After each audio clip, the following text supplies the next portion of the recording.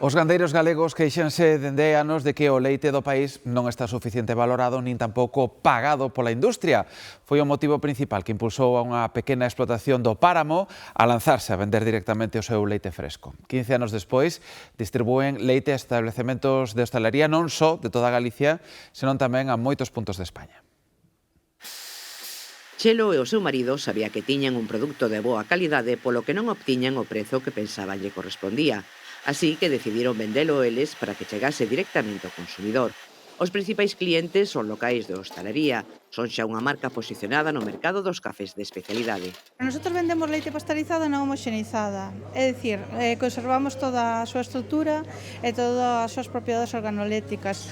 O 80% dos cafés que se toman son con leite e os baristas valoran que o leite sea de primeira calidad, a súa cremosidade, a súa textura, a súa dulzura. Distribución directa tamén en pequenas tendas e pastelerías ou xaderías. Bueno, ofrecenos unha calidade extraordinaria, date conta que nos facemos o pedido o día antes, enlamuxe as vacas, pasteriza o leite e traeno no obrador. Entonces, bueno, non podemos, para min é un luxo. Quen compra o noso leite compra por calidad, non por precio. Ten moi claro o que quere diferenciarse, quere un valor añadido, quere textura, quere sabor. O leite da súa explotación de apenas 120 vacas e 5 empregados chega xa dende o páramo ata Marbella.